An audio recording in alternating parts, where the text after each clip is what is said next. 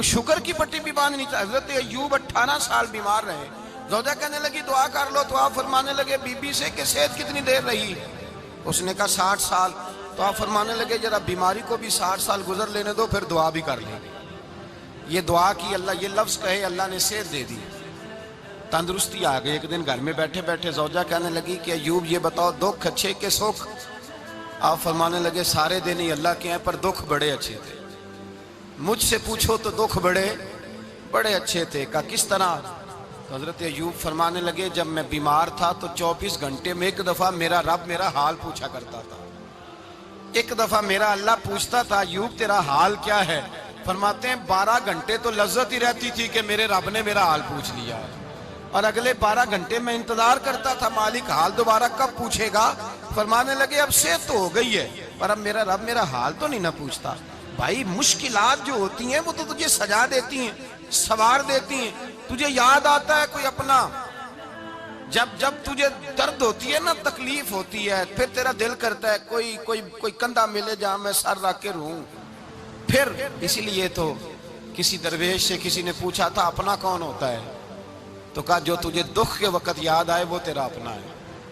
جو تجھے عین آزمائش کے وقت یاد آئے اور تجھے اس کا نمبر فوراً تیرے موبائل پہ چلنے لگے, وہ تیرا اپنا سجن ہے جس کو تو دکھ کے وقت یاد کرے. تو بھائی مشکلات کے بعد جو اللہ آسانی دیتا ہے. حضرت ابراہیم کو آگ میں بھی پھینکا گیا, حضرت ابراہیم علیہ السلام کو ستایا بھی گیا, نکالا بھی گیا, لیکن جب ان مشکلات سے گزرے تو میرا رب فرماتا ہے وَإِذِ ابْتَلَىٰ إِبْرَاهِيمَ رَبُّهُ بِكَلِمَاتٍ فَأَتَمَّهُنَّ قَالَ إِنِّي جَاعِلُكَ لِلنَّاسِ إِمَامًا. کہا جب ابراہیم پورے اترے تو پھر ہم نے انہیں امام بنا دیا. یا اللہ کس طرح کی امامت دی؟ فرمایا میں نے اتنی اعلیٰ شان عطا کی ہے کہ اپنے لاڈلے رسول کو جناب ابراہیم کی نسل میں پیدا فرما دیا ہے. میں نے مصطفیٰ کو ان کی نسل میں پیدا کر دیا, قیامت تک کے لیے ان کا وقار بڑھا دیا. اللہم صلی علی محمد وعلی آل محمد کما صلیت علی ابراہیم وعلی آل ابراہیم. ان کی عظمت بڑھا دی, اس لیے کہ جب وہ آزمائش سے گزر کر کے آئے پھر جو آسانی دی. میرے نبی پاک صلی اللہ علیہ وسلم نے دین ابراہیمی کی بہت ساری چیزوں کو رکھا, کہا میں ملت ابراہیمی پہ ہوں. جب کوئی مشکلات کو عبور کر کے آتا ہے, جب کوئی تکلیفیں سہ کر کے آتا ہے, اس کے لیے جو اجر ہوتا ہے, اس کے لیے جو پھر اللہ کتنی ذرا بڑی توجہ کیجئے گا.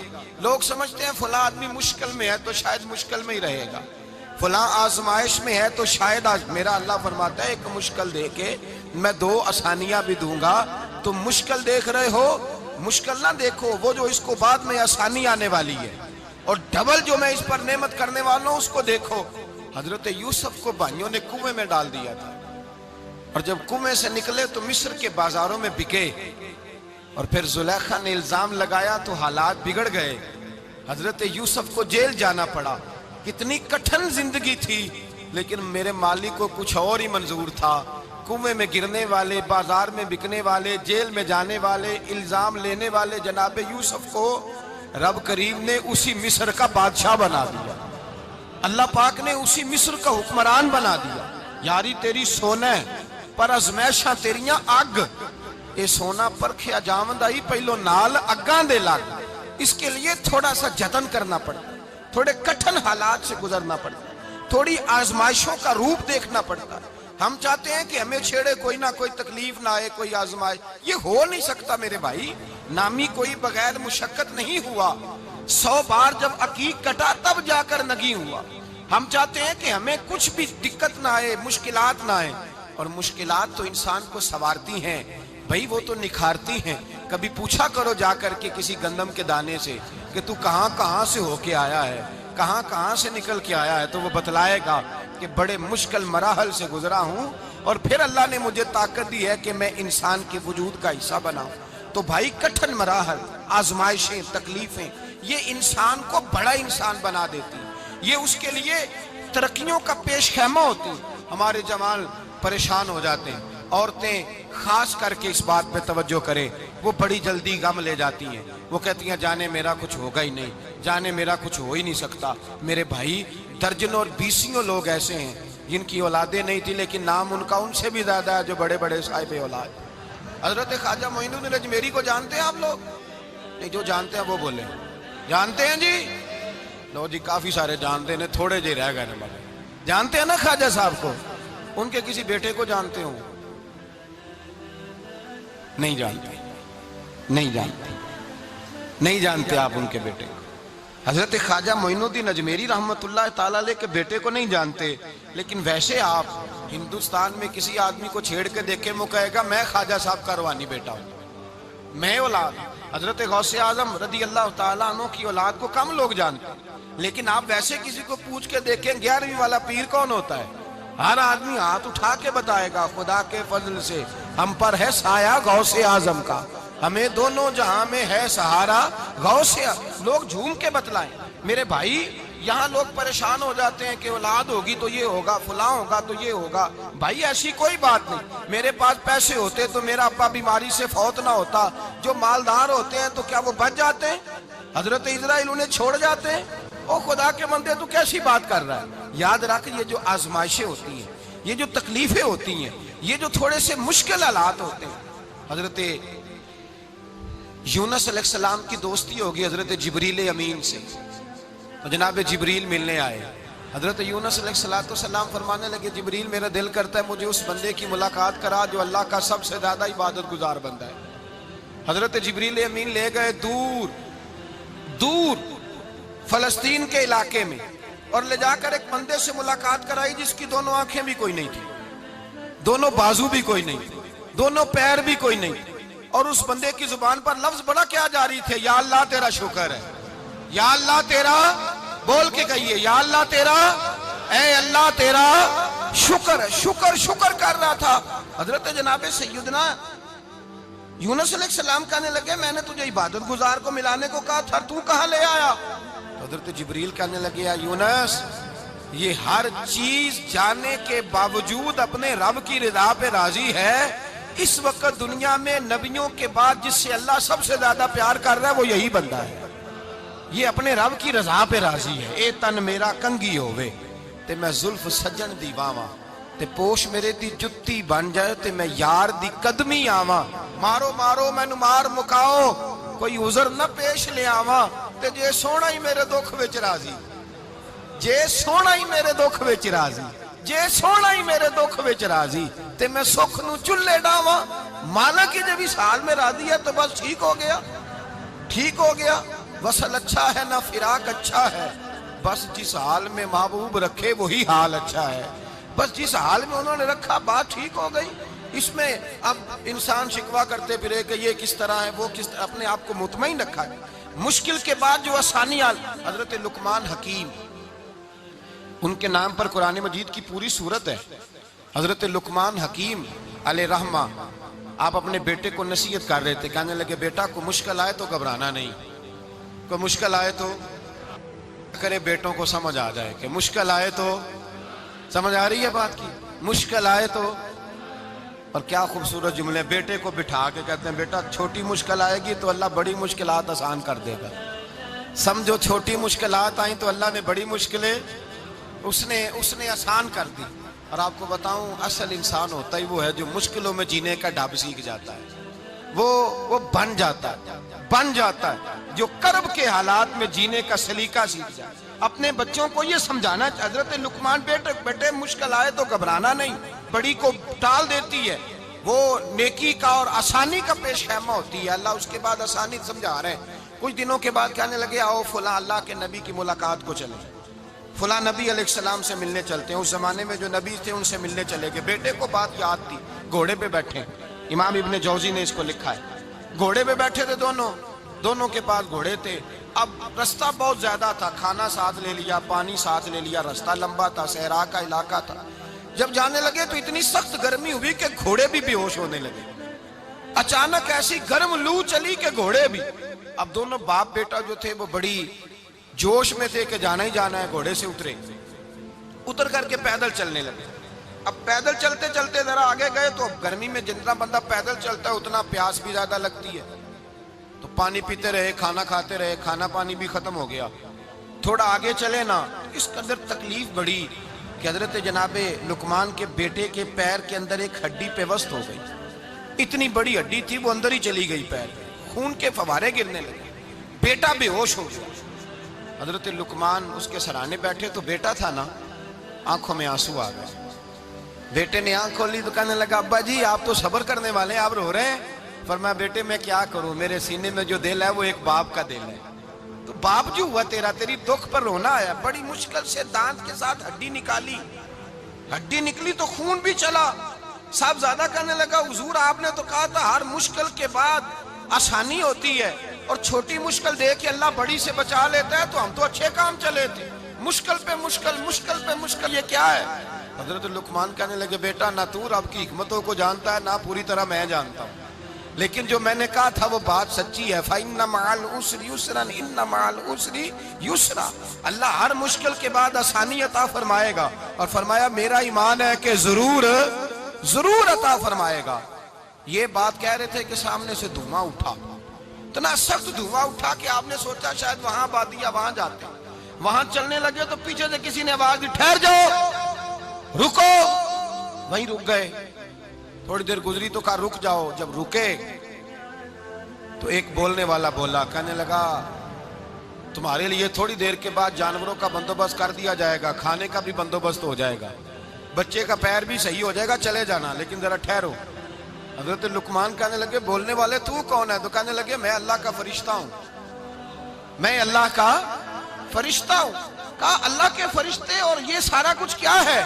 تو فرشتہ کہنے لگا اصل بات یہ ہے کہ سامنے بستی پر مجھے عذاب نازل کرنے کا حکم ملا تھا، آپ بڑی تیزی سے آ رہے تھے، میں نے رب سے دعا کی کہ اللہ اس باپ بیٹے کی غلطی کوئی نہیں، مہربانی فرما۔ رب نے پہلے آپ کو صحرا میں الجھایا، پھر میری دعا کی برکت سے آپ کے گھوڑے ٹھہر گئے، پھر میری دعا کی برکت سے آپ کا پانی ختم ہوا، پھر میری دعا کی برکت سے آپ کے بیٹے کو زخم آیا، پھر میری دعا کی برکت سے سامنے سے دھواں اٹھا۔ فرمایا یہ جو تمہیں مشکل پہ مشکل آ رہی تھی، یہ تو میرا رب تمہیں عذاب سے بچانا چاہ رہا تھا، یہ جو تمہیں مشکل پر مشکل آ رہی تھی تو میرا مالک تمہیں عذاب سے بچا رہا تھا، تم سمجھ نہیں رہے تھے۔ حضرت لقمان نے بیٹے کی طرف دیکھا تو بیٹے کہنے لگے ابا جی بات بالکل سچی ہے، افضل الذکر لا الہ الا لا الہ الا، اور پھر پڑھنے لگے حسبنا اللہ و نعم الوکیل نعم المولا و نعم النصیر۔ یہ ورد ہونے لگے۔ بھائی جب تجھے مشکل آتی ہے، آزمائش آتی ہے، تو اس وقت سمجھتا ہے پتہ نہیں میرے ساتھ کیا بننے لگا ہے۔ اللہ تبارک و تعالیٰ چھوٹی مشکل دے کے تجھے بڑی سے محفوظ رکھتا ہے، چھوٹی بیماری دے کے تجھے بڑی سے محفوظ رکھتا ہے۔ بلکہ میں ایک دفعہ ایک تکلیف میں، ایک آزمائش میں مبتلا ہو گیا، تو میں نے اپنے حضرت سے کہا کہ حضور سارے دکھ کٹھے ہی آ گئے، کیا کیا جائے؟ تو آپ فرمانے لگے بڑے خوش نصیب ہو، جوانی میں اللہ نے دکھ دے دیے، بڑھاپے میں آئے تو برداشت نہیں ہوتے، یہ تو بڑے وقت پہ آ گئے، شکر ادا کرنا چاہیے، اس زمانے میں برداشت نہیں ہوتے، اب آسانی ہے، ان کو برداشت کرو، ہمت کرو۔ میرے بھائی یاد رکھیں آزمائشیں، تکلیفیں آپ کو بڑا کرنے کے لیے آتی ہیں۔ ہم آزمائش کو برا جانتے ہیں، دکھ کو برا جانتے ہیں، دکھ تو بڑے پیارے ہوتے ہیں، یہ رونے کا سلیقہ سکھاتے ہیں، یہ اللہ کو منانے کا طریقہ سکھاتے ہیں، یہ مسجد میں جانے کا۔ وہ جو سکھی بندہ ہے نا، سکھی، مجھے ایک صاحب کہنے لگے دو قسم کے لوگ مدینے سے آتے ہیں، مدینہ شریف پوچھنے لگے، کہنے لگے حضرت جی دو قسم کے بندے ہیں، کچھ واپس جاتے ہوئے تڑپ رہے ہیں، کچھ تصویریں کھینچ رہے ہیں رخصتی کے وقت، فرق کیا ہے؟ تو میں نے کہا وہ جو تصویریں کھینچ رہا ہے وہ امیر آدمی ہے، اسے پتہ ہے کہ میں پھر ٹکٹ لے لوں گا، مہینے کے بعد پھر آ جاؤں گا، اور یہ مدینہ چھوڑتے ہوئے تڑپ رہا ہے یہ کوئی غریب ہے، یہ کہہ رہا ہے پتہ نہیں دوبارہ موقع ملے کہ نہ ملے، یہ دکھی ہے، یہ آزمائش میں دکھی۔ سکھی بندہ تو مکے جا کے نہیں روتا، وہاں بھی کھڑا ہے ڈٹ کے کھڑا، دکھی کوئی نہیں تو روئے کیسے؟ روئے کیسے؟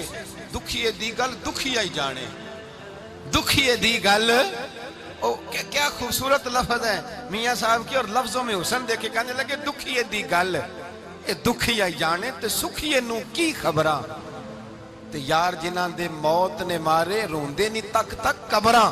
یہ مشکل مرحلہ ہوتا ہے، جب انسان تکلیف میں ہوتا ہے پھر اسے احساس ہوتا ہے، اور تکلیف والے کو ہی تکلیف والے کی تکلیف کا احساس ہوتا ہے۔ جب آپ کو اللہ مشکل دیتا ہے تو سمجھ لیں رب آسانی دینا چاہ رہا ہے، جب تیز دھوپ آتی ہے تو سمجھ لیں اللہ گرم ہوا گزار کے ٹھنڈی بارش برسانا چاہ رہا ہے، اور جب چاروں طرف سے گھٹن ہو، پنجابی میں کہتے ہیں گمہ لگ جائے، تو پھر سارے بول کے کہتے ہیں اب جو طوفان آئے گا وہ سخت ہی آئے گا، اس لیے کہ گھٹن جتنی زیادہ ہوتی ہے پھر فضل بھی اتنا. جن لوگوں نے تکلیفیں زیادہ سہی تھی رب نے عزتیں بھی زیادہ ہی عطا فرمائی. جن لوگوں نے تکلیفیں زیادہ سہی نا انہیں اللہ نے درجہ بھی. حضرت بلال حبشی نے بڑی تکلیف سہی، مارا کرتا تھا امیہ، بڑا مارتے تھے، اتنا مارتے تھے کہ موٹے، آپ نے کبھی دیکھے ہیں دیہاتوں میں موٹے موٹے پائے ہوتے تھے چار پائیوں کے، موٹے موٹے پان کی چار پائیاں اور بڑی چار پائیاں کافر بچھا کے بیٹھ جاتے اور حضرت بلال حبشی کے پیر ان کے نیچے رکھ دیتے، ہاتھ ان کے نیچے رکھ دیتے، آگ لوہا گرم کر کے اس کے اوپر ننگے بدن لٹا دیتے. مکے نے بڑی آزمائشیں دیکھی، پھر اسی مکے نے مدینے نے عجیب رنگ دیکھا کہ میرے نبی معراج سے واپس آئے اور حضور نے عظمت دی. فرمایا بلال یار تیرا بڑا مقام ہے، تو مدینے میں چل رہا تھا اور میں جنت میں تیرے قدموں کی آواز سن رہا تھا. کتنا تیرا مقام ہے، کتنا تیرا درجہ ہے، میں وہاں تیرے چلنے کی آواز سن رہا تھا. حضرت ابو بکر صدیق رضی اللہ تعالیٰ عنہ نے اس زمانے میں حضور کی نوکری کی جب دوسرا جانثار کوئی نہیں تھا. سارے لوگ تانے دیتے، کہتے ابو بکر تو اکیلا ہی سیاںا ہے، سارا مکہ مخالفت کرتا ہے، تو جان ہی نہیں چھوڑتا، سارا زمانہ مخالفت کرتا. ابو بکر صدیق نے مال بھی دیا، جان بھی دی، شہزادی حضرت عائشہ بھی دی حضور کی خدمت میں، ہر چیز لٹا دی. دنیا کو پتا اس دن چلا جس دن میرے رسول پاک صلی اللہ علیہ وسلم مسجد نبی میں بیٹھے تھے، درجنوں صحابہ تھے. حضور نے فرمایا ابو دردہ کو تو بلاؤ. جناب ابو دردہ حاضر ہوئے تو کہتے ہیں حضور کا چہرہ دیکھا تو ناراضگی ہے چہرے پہ. میں نے دیکھتے ہی کہا حضور آپ مجھ سے ناراض ہیں؟ حضور نے فرمایا ہاں میں ناراض ہوں. جب یہ لفظ کہے تو میں کانپنے لگا، حضور ناراض ہو گئے. میں نے کہا یا رسول اللہ میری غلطی. تو نبی پاک نے فرمایا تو میرے ابو بکر کی عظمت نہیں جانتا؟ حضور جانتا ہوں. حضور کیا ہوا؟ نبی پاک نے فرمایا کل تو گلی میں گزر رہا تھا، ابو بکر بھی گزر رہا تھا، تو نے سوچا ہی نہیں تو میرے ابو بکر کے آگے آگے چل رہا تھا؟ یہ خیال ہی نہیں آیا، تجھے پتا نہیں کہ جس نے میرے ساتھ نیکی کی میں نے بدلہ چکا دیا ہے. ابو بکر کا بازو تھام کے اللہ کی بارگاہ میں لے جاؤں گا، میرا رب بھی اسے بدلے عطا فرمائے گا. یہ عظمت، یہ شان، یہ بلندی اور رفعت مشکلات سے گزرنے کے بعد ملی. میرے نبی پاک صلی اللہ تعالیٰ علیہ وسلم کے ساتھ مولا کائنات شیر خدا حضرت علی نے 9 سال کی عمر سے وفات شروع کی اور تا دم آخری حضرت علی نے وفا کی مصطفیٰ سے. کٹھن مراحل سے گزرے، کٹھن مراحل سے. حضرت علی کہتے ہیں میں ہر جنگ میں، ہر جہاد میں ساتھ تھا، پر جس دن مکے اور مدینے سے آنے والوں کو حضور بھائی بھائی بنا رہے تھے، مہاجر اور انصار کو بھائی بھائی بنا رہے تھے. فرماتے ہیں میں تنہا کھڑا تھا، کوئی کسی کا بھائی بن گیا، کوئی کسی کا بھائی بن گیا، میں اکیلا کھڑا تھا اور میں سوچ رہا تھا کہ یار میں کدھر جاؤں. کہتے ہیں میں اس حد تک آیا کہ میرے آنسو بہنے لگے، لیکن میری مشکلات کو آسانی تب ملی جب مدینے کے چاند دھیرے سے اٹھے، میرے قریب آئے، میرا بازو تھاما اور فرمایا علی باقی سارے بھائی بھائی بن گئے ہیں، انت اخی فی الدنیا والآخرہ، تو میرا بھائی ہے، دنیا میں بھی میرا بھائی ہے، قیامت کے دن بھی میرا بھائی ہے.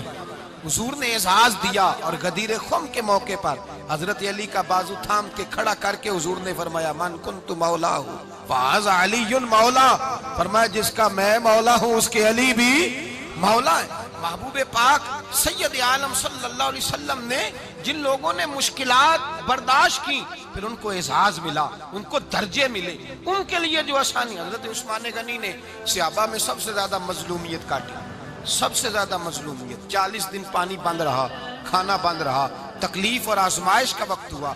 امام جلال الدین سیوطی رحمت اللہ تعالیٰ علیہ الحاوی الفتاوی میں لکھتے ہیں، کہتے ہیں جب حضرت عثمان غنی پر کھانا اور پانی بند تھا، ایک شام حضرت عبداللہ بن سلام ملنے گئے. اس شام، اس صبح جس شام حضرت سیدنا عثمان غنی شہید ہوئے، جناب عبداللہ ابن سلام کہنے لگے عثمان تیرا کیا حال ہے، کس پوزیشن میں ہے؟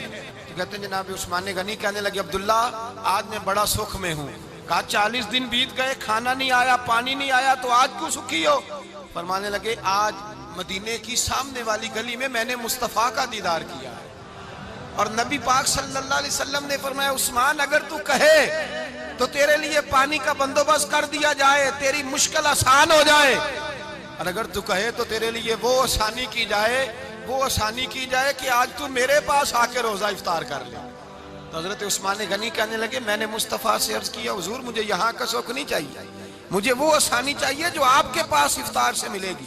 فرمانے لگے آج میں رخصت ہو جاؤں گا، افطار رسول اللہ کے پاس کروں گا۔ حضرت عبداللہ ابن سلام فرماتے ہیں پھر اس شام حضرت عثمان شہید ہو گئے۔